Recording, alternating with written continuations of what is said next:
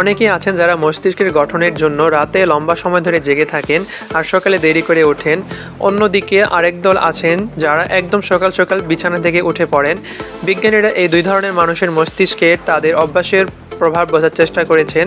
গবেষণায় যা পাওয়া গেছে, বিজ্ঞানীরা দেরিতে ও ভোরে ওঠা দুই দল লোকের মস্তিষ্কের এমআরআই স্ক্যান করেছেন।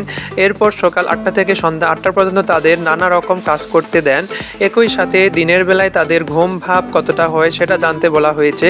দেখা গেছে মস্তিষ্কের যে অংশ মানুষের চেতনা তৈরি করে, যারা রাত জাগে তাদের মস্তিষ্কে সেই অংশের সাথে সংযোগ কম থাকে। বিজ্ঞানীরা বলছেন তাদের মনোযোগ কম থাকে, কোনো কিছুতেই প্রতিক্রিয়া বিলম্বিত হয়, তাদের ঘুম ভাব বেশি হয়।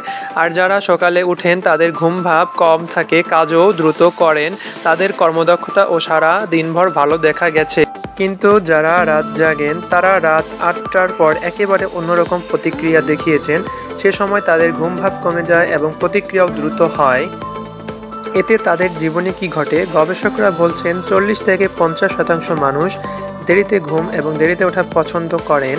রাত জাগা দেরিতে ওঠা ব্যক্তিদের স্বাস্থ্যে এর কী প্রভাব পড়ে?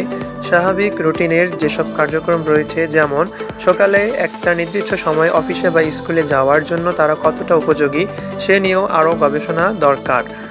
এই গবেষণার প্রধান গবেষক ডক্টর এলিস ফেসার চাইল্ডস বলেছেন, এমন মানুষদের স্কুল জীবনে সকালে উঠতে হয়, কর্মজীবনে হয়তো আরও আগে উঠতে হয়। সারা জীবন তাদের শরীরের ছন্দের বিপরীতে লড়াই করে কাজ করতে হয়।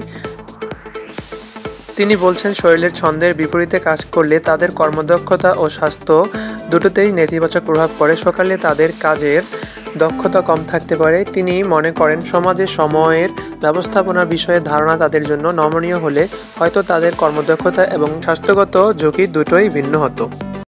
রাতে দেরি করে ঘুমালে সকালে ওঠা কঠিন হয়, আর তাতে মিস হয় ফজরের নামাজ আর বরকতের সময়। নবী সাল্লাল্লাহু আলাইহি ওয়াসাল্লাম বলেছেন সকালে বরকত আছে, তিরমিজি শরীফের হাদিস এটি। রাত্রে খুব তাড়াতাড়ি মানে এশার নামাজের পরে ঘুমানো এবং ফজরের আগে ওঠা, এটি হচ্ছে মুসলিমের সুন্নাহসম্মত কাজ। তো যারা মুসলিম তারা অবশ্যই এই সুন্নাহ পালনের চেষ্টা করবেন এবং বিভিন্ন উপকারী দিক তো আছেই। ভিডিওটি ভালো লাগলে অবশ্যই লাইক দিয়ে দিবেন।